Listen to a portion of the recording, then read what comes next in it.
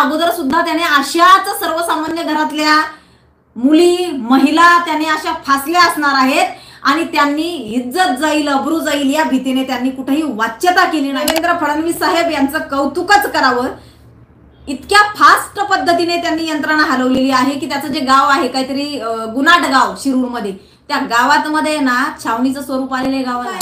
त्याच्यासोबत गेली कशी काय, म्हणजे पहिल्या ह्याही बातम्या आल्या की ती त्याच्यासोबत चालत चालत गेली, त्याने काही जबरदस्ती नेली नाही। मग त्यांचा काय पहिला संबंध होता का, मग त्यांचं काय पहिलं होतं का? घटना घडली आहे ना स्वारगेटची, ही फार निंदनीय आहे, फार निंदनीय आहे। तृप्ती दादा काय ते पालकमंत्र्यांच्या गाडीला धडकणं, काय ते ही जी घटना घडली आहे ना स्वारगेटची, ही फार निंदनीय आहे, फार निंदनीय आहे। परंतु त्याचबरोबर मला हेही सांगावं वाटेल की देवेंद्र फडणवीस साहेब यांचं कौतुकच करावं, इतक्या फास्ट पद्धतीने त्यांनी यंत्रणा हलवलेली आहे की त्याचं जे गाव आहे काहीतरी गुनाट गाव शिरूरमध्ये, त्या गावात मध्ये ना छावणीचं स्वरूप आलेले गावाला, इतकी पोलीस यंत्रणा तिथं आहे, ड्रोनच्या साह्याने तिथं त्याचा शोध घेत आहेत, अगदी वाटेल ती ते टेक्निक अवलंबून त्याला पकडण्याचा प्रयत्न करतायत। त्यामुळे त्या गोष्टीचं कौतुकच केलं पाहिजे, इतकं छान पद्धतीने इतकं फास्ट त्यांनी यंत्रणा राबवली फडणवीस साहेबांनी। आता हे काय माहितीये का, तृप्ती देसाई आणि हे महाविकास आघाडी यांना स्टंटबाजी करायला विषय पाहिजे असतात, हे मी म्हटलं तुम्हाला वाट बघून असतात, काय घडतंय काय घडतंय काय घडतात, आम्ही कशा उड्या मारायच्या आम्ही कशा उड्या मारायच्या, आम्हाला कसा चान्स मिळेल नाचायला, हे वाट बघून असतात। हा, आणि मग जे सकाळपासून मी बघितलंय, तृप्ती दादा तिथं, महाविकास आघाडीचे लोक तिथं, काँग्रेसचे लोक तिथं, राष्ट्रवादीचे नाही दिसलेत। आता ते का नाही दिसलेत सांगते व्हिडिओमध्ये, या पटापट। आणि मग म्हटलं आपण नको या गोंधळात जायला, ते तृप्ती दादाचं तिथं नाचणं चालू झालं। खऱ्या अर्थानं तुम्हाला न्याय मिळावा म्हणून तुम्ही लोक लढताय का रे? जी घटना घडली ती फार निंदनीय, त्याबद्दल काय बोलावं त्याबद्दल। परंतु ही घटना का घडली याचा अभ्यास करावा की जेणेकरून अशी बळी परत कोणाचा जाऊ नये। बरं, ही घटना घडली आहे, ही पहिलीच घटना आहे का तिथं, जो इतक्या शिताफीने त्या मुलीला तिथं छान बोलून, तिथं जी बसलेली होती तिथं तिच्याशी बोलून मस्त तिला बोलत बोलत बोलत त्या गाडीपर्यंत घेऊन गेला, तिला जाण्यास भाग पाडलं, तिथं गेल्यावर तिला दरवाजा उघडून आतमध्ये जा, म्हणजे किती चालाखीने त्याने ते सगळं काही केलं। याचा अर्थ काय, तो मुरब्बी आहे त्यातला, तो मुरलेला आहे। आणि जे काय मीडियाला काल दाखवण्यात आलं की बाबा तिथं बरेच काही म्हणजे काय ब्लँकेट, महिलांच्या साड्या, आणखी काय विचित्र विचित्र प्रकार तिथं दिसलेत, म्हणजे याचा अर्थ काय, तर तिथं सर्रास ह्या बाबी घडतायत, सर्रास घडतायत। मग त्याला अभय कोणाचा आहे, त्याला सपोर्ट कोणाचा होता? बरं, एवढ्या रात्री तो तिथे काय करत होता, म्हणजे सकाळी एवढ्या सकाळी तो तिथे काय करत होता? हे सगळे प्रश्न अनुत्तरित आहेत आणि खरंच याचंच उत्तर शोधण्यासाठी मला आज तिथं जायचं होतं। आज मी गेले नाही, परंतु मी जाईल, जरा 2-4 दिवस गोंधळ आहे तिथं, मी जाईल तिथे। मला सांगा, हो मी म्हणेल मुलीचीही त्याच्यातमध्ये तिचाही दोष आहे, मान्यच केल्या पाहिजे काही गोष्टी।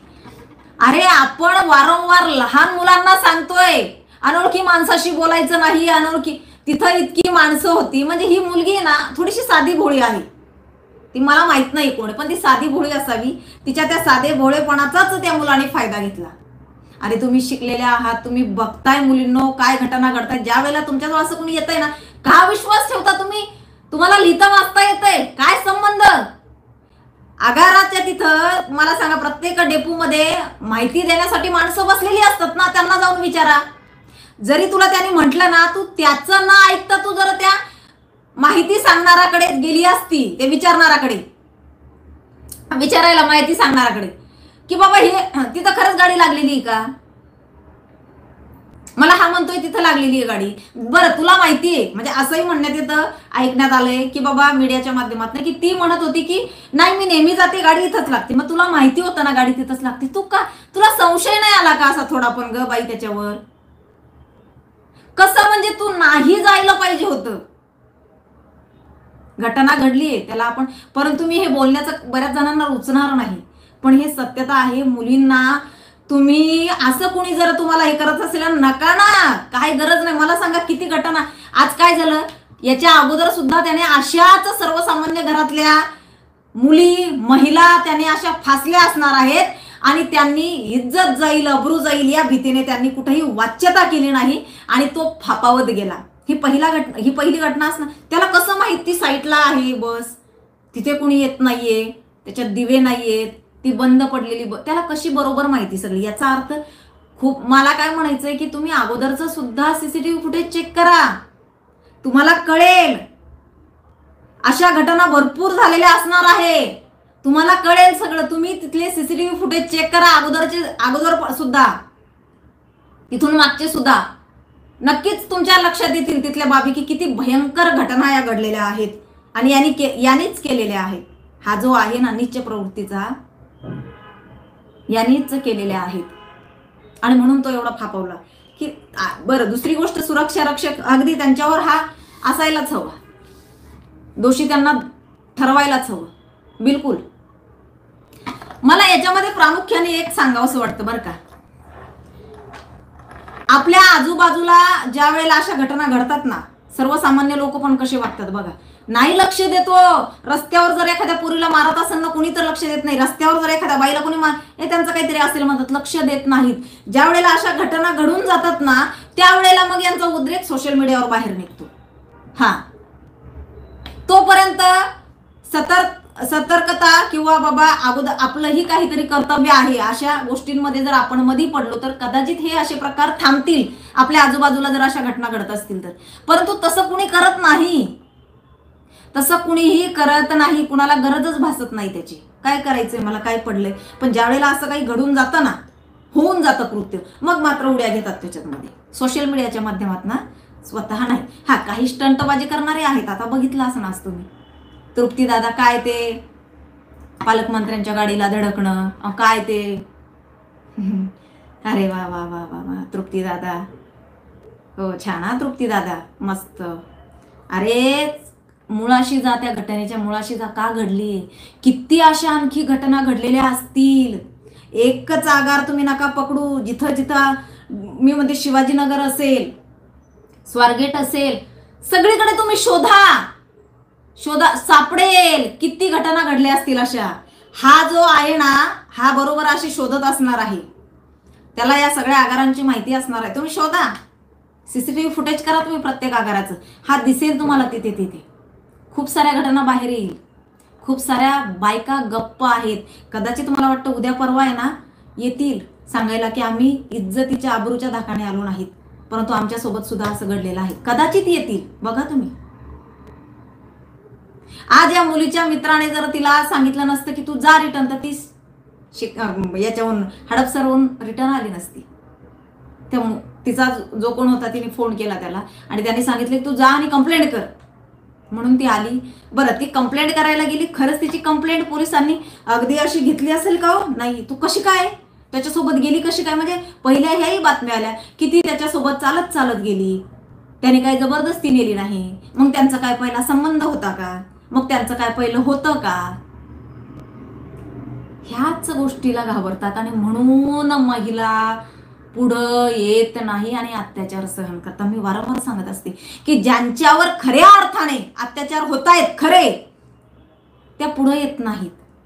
त्या बिचाऱ्या अब्रूला घाबरतात, कारण समाजाला तोंड देण्याची शक्ती त्यांच्यामध्ये नसते. हो, ज्या वेळेला तिची अब्रू लुटल्या जाते ना, समाजात तिला कुठंच स्वीकार तिचा केला जात नाही. लक्षात घ्या, तिचं आयुष्य उद्ध्वस्त झालेलं असतं.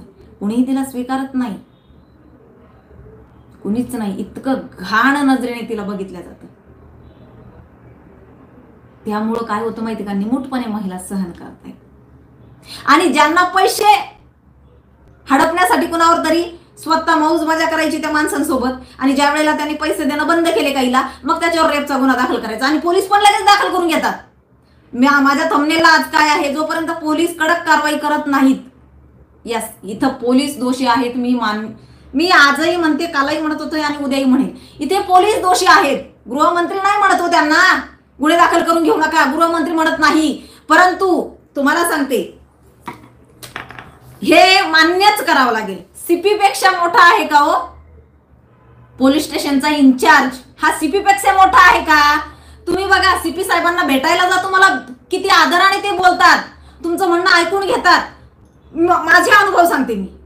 परंतु ज्या वेळेला तुम्ही पोलीस स्टेशनला जाता ना चौकीमध्ये, तो पीआय असाही काही दादागिरी करत असतो ना, असा तुम्हाला की तुम्ही जसं काही अरे अरे अरे, म्हणजे यांना काम नको असतं पीआयला, यांना मस्त बसायचं असतं. बराच वेळा तर पीआय हजरही नसतात तिथं. मग तिथं गेल्यावर आम्ही गोंधळ घालतो, त्यावेळेला तो पीआय तिथं येतो. आल्यावर पण त्याचा रुबाब काही वेगळाच असतो, तो ऐकून घेतो. अरे तुम्हाला बसवलं कशाला तिथं? तुम्हाला बसवलं कशाला तिथं चौकीमध्ये? हप्ते जमा करायला? मी सीपी साहेबांना कुठल्याच दोष देणार नाही. सीपी असेल, ऍडिशनल सीपी असेल, ही लोक भेटतात. तुम्हाला सांगते, आता ते पुण्याचे जे सीपी आहेत ना, त्यांना मागच्याच महिन्यात मी भेटले. अगदी छान त्यांनी ऐकून घेतलं सगळं. म्हणजे ती लोक त्यावेळेला फोन करून तिथं सांगतात सुद्धा की यांचं तुम्ही काय असेल ते. मी दुसऱ्या एका केससाठी गेले होते आणि त्यांनी लगेच त्वरित फोन केला त्या पोलीस स्टेशनला, सांगितलं यांचं काय आहे ते बघा, ते नोंदवून घ्या, त्या समोरच्या व्यक्तीला बोलवून घ्या. पण त्याच पोलीस स्टेशनला आम्ही 4 वेळा गेलो होतो अगोदर, नाही लक्ष दिलं आमच्याकडे. हे सर्रास पोलीस स्टेशनचे पीआय करतात. पीआय म्हणजे असा समजतो ना मी म्हणजे काय, हा मी वरिष्ठ अधिकाऱ्यांना बोलत तर नाही, वरिष्ठ अधिकार चोखपणे त्यांची कामं करत असतात. परंतु हे खालचे जे आहेत ना पीआय, ह्यांना फार माझी म्हणजे काही ठिकाणी चांगलेही असतात, पण काही ठिकाणी ना इतकी मस्ती असते ना त्यांना, काय त्यांचं वेगळंच असतं. हो काय त्यांना आहे ना, ते वर्दीची वेगळीच नशा आहे. आज तुम्ही बघितलं असेल, स्मार्थना पाटील मॅडम स्वतः तिथे हजर होत्या, स्वतः मीडिया समोर येऊन बोलतायत, सांगतायत. अगदी कर्तबगार महिला आहे. जे काम करतायत त्यांचं कौतुक केलंच गेलं पाहिजे, अगदीच केलं गेलं पाहिजे, बिलकुल केलं पाहिजे. पुण्याचे सीपी, आमच्या इथले पिंपरीचे चोबे साहेब खूप छान काम करतायत, त्यांचं कौतुक केलंच गेलं पाहिजे. परंतु हे जे पीआय आहेत ना, मग माझी विनंती आहे, त्या ठिकाणच्या पब्लिकला माझी विनंती आहे, जनतेला माझी विनंती आहे की तुम्हाला जर त्या ठिकाणी, आपण बघा धमकी कुणाला देतो पीआयला, मी सीपींकडे जाईन बरं का, तो ऐकतच नाही. आहो आपण का धमकी देतो सीपींकडे जाईन? कारण सीपी त्याला आदेश देतात नंतर, ए काम कर, एसपी असेल, सीपी असेल. ही लोक आहे ना चांगलं काम करतायत, ही अधिकारी. परंतु ही खालची जी आहेत का, यांनी फार वैताग आणलाय बघा.